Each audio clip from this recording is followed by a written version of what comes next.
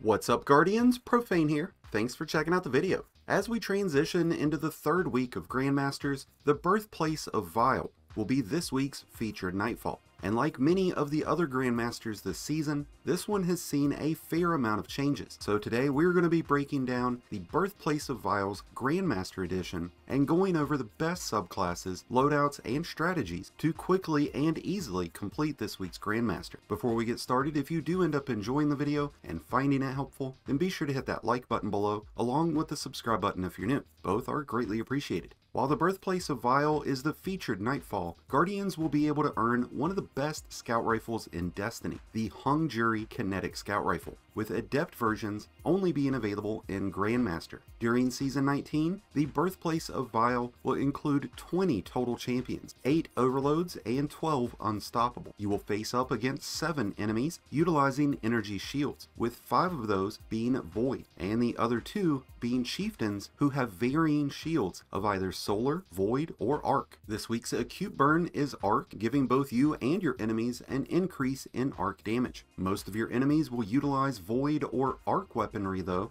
and since this Nightfall features the Scorn, you'll need to be on the lookout for chieftain totems and crossbow snipers. In terms of best loadouts for the Birthplace of Vile, Warlocks will want to run with either Well of Radiance for survivability or Stasis for crowd control. Titans can add to the team's survivability with a bubble or bring some big boy damage with a Thunder Crash build. Even though Arc is the acute burn, Hunters should side with a Void build utilizing invisibility with either Falcons or Omnioculus, but a Stasis build can be equally effective for crowd control. In terms of best weapons to use, since you'll be facing off against overloads and void shields, a void SMG or scout rifle with overload rounds will work out very nicely, and so would the Osteostriga or the arc heavy machine gun Thunderlord, which comes preloaded with the ability to stun overload champions, as does Le Monarch. For quick work against the unstoppable, the Malfeasance exotic hand cannon, the Bastion fusion rifle, or Leviathan's Breath void bow will make great choices as they all come preloaded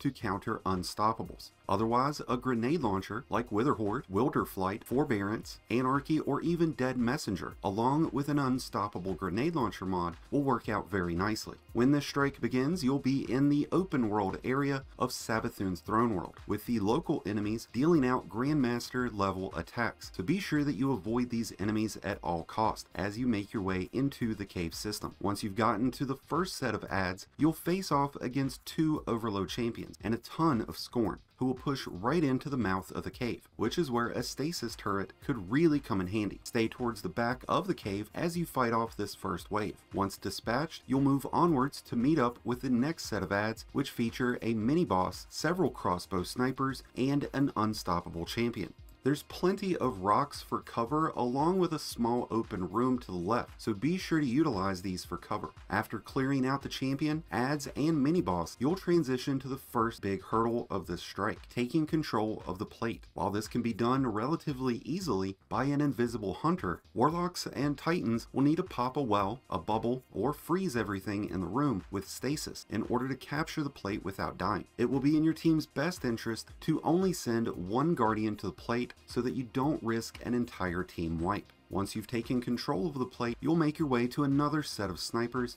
along with an overload and unstoppable champion. Be sure to stay towards the far left as you work your way through this room, using the ledges and rocks for cover and positioning. Once these enemies have been dispatched, you'll make your way outside and then up a long set of steps to enter another wing of the pyramid. I recommend using the terrace on the far right outside wall, as it will provide you the best cover from the snipers and chieftains that are in this room. After defeating the enemies, you'll need to jump through your first teleporter, which will bring you to a narrow room with several exploders, snipers, and an overload captain. You'll need to take this room slow and watch your step. You can use the ledges on either side of the room for cover against the enemies, which will be especially handy against the overload. In past seasons, the teleporters offered a unique cheese that allowed Guardians to jump through them early, before they actually spawned in. But sadly, this has now been patched, so you'll have to defeat the champion before the teleporter will spawn in. Once you've come out of the teleporter, you'll need to take down 2 more unstoppable champions before rinsing and repeating the plate process 2 more times. There will be a plate on both the left and the right sides of the room, which you will need to handle them the same way as you handled the first plate in this strike. After capturing both plates and dispatching the enemies, you'll make your way to the next room, which contains another unstoppable champion as well as another teleporter. This teleporter will take you to a big split room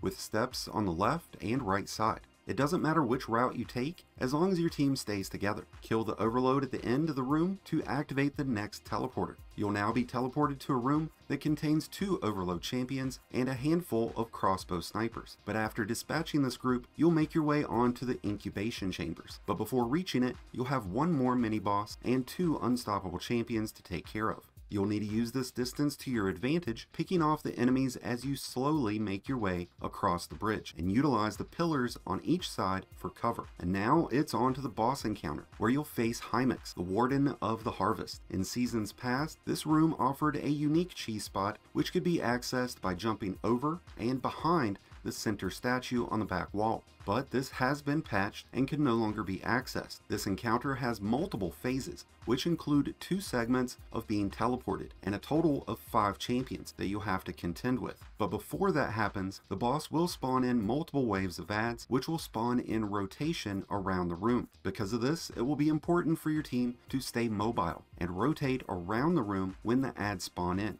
With the first wave of ads, an overload champion will be spawned in as well. This champion should be prioritized and taken out quickly. Once the boss has reached his first health threshold, you'll be teleported back to the narrow corridor with exploders, snipers, and another overload champion, with the second teleport sending you back to the large split room.